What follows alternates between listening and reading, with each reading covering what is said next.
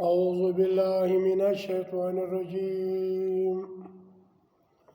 بسم الله الرحمن الرحيم. إن الذين كفروا سواء عليهم أأنذرتهم أم لم تنذرهم لا يؤمنون. ختم الله على قلوبهم وعلى سمعهم وعلى أبصارهم غشاوة ولهم عذاب عظيم. دا سورة بقرة دا آیات شپږم وم دی، سورت چې دی دویم دی.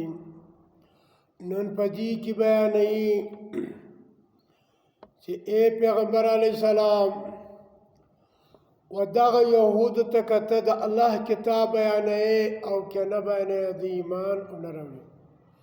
وجه څه ده؟ وجه دا د دی ښه پوه دی، لکه خپل زوی چې پېژني چې دا د ما څه پیدا دی، د هغه رقم تا هم پېژني، د الله کتاب هم دی ته علم دی. خو وجه څه ده؟ اناد دی، بغض دی. او دوی که چیرې دا خبرې ومني نو د دوی څخه هغه وظیفې، تنخواوې، تعویضونه هغه د دوی څخه پاته کېږي، کوم چې د یهودو علما دي یا د نصارا پیران دي، دا د دوی څخه دا کتاب بیا د دوی هغه عزت ختم کېږي.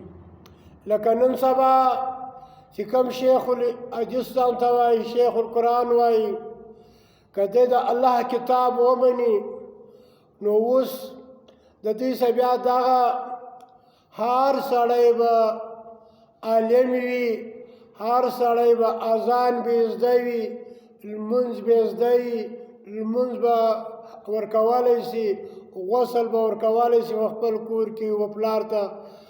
نو خو وجه دا ده زموږ ملایان خلک په دین نه پوه کوي، هره ډله په فرقو کې تقسیم کړي دي، خپل بېدیني پر دوی باندې خرڅه کړې ده. هغه بندګي کوم چې د الله د قرآن خلاف دی غلامان جوړ کړي دي. الله وایي سترګې مې ورکړي دي، د سترګو کار نه اخلي، غوږونه مې ورکړي دي، د غوږو کار نه اخلي، عقل مې ورکړی دی، زړه مې ورکړی دی، کار نه اخلي. د هغه رقم لکه نن سبا دا توحید او ټرسټ والا دي، سلفیان دي، پنجپیریان دي، تبلیغیان دي، نور ډلې دي. دا په دې وجه نه مني، وایي که دا موږ ومنو زموږ اکابرین کافران سو، مشرکان سو، دغه ډلې چې زه شیعه یم، ته سني یې، زه حنفي یم، ته شافعي و مالکي. الله یا الذین هغه کسان کفر چې کافران دي، سواء برابر ده علیهم پر دوی باندې. کافر څوک دی؟ دغه منکر مولا. کافر څوک دی؟ دغه مذهب والا. دغه کافر څوک دی؟ دغه چې دی پر خپل مذهب باندې کلک ولاړ دي، د الله د قرآن انکار کوي. علیهم پر دوی باندې انذرتم که چیرې ته دوی ویروې د الله د عذابو څخه، ام لم تنذرهم که چیرې ته دوی او نه بیروې، ایا که نصیحت ورته کوې که نه ورته کوې. لا یؤمنون دوی ایمان نه راوړي، دوی منل نه کوي ستا د خبرې. کوم چې دا قرآن دی دا نه مني، ولې په تورات کې دا لیکلي وو، په انجیل کې دا لیکلي وو، په زبور کې دا لیکلي وو.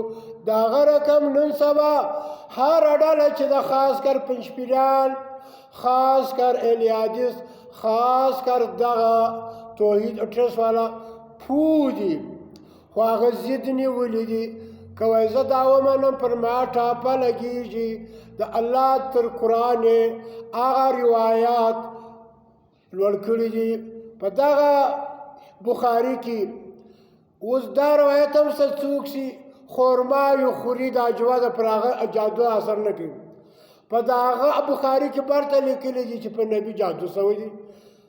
آیا نو وسی اجوا خورما ته خورې پر تا جادو اثر نه کوي زهر پر تا اثر نه کوي نو بیا دغه جادو څنګه اثر وکړي دا روایت منې دا نه منې نو وجه څه ده دغه بخاري په خپله د 6 لاکو حدیث څخه انکار کړی دی نه دي لیکلي بیا چې کوم د مضبوطه صحیح بللی په هغه کې کفریات ده په دا مسلم و بخاري په هر کتاب کې کفریات ده الا ختم الله مور لګولې الله پاک علی قلوبهم په زړه د دې باندې مور یې څه دي د دې اکابرین دي د دې شیخان دي د دې اغاخیل دي د دې مفتیان دي د دې مولایان دي د دې مورپلارو نیکه دي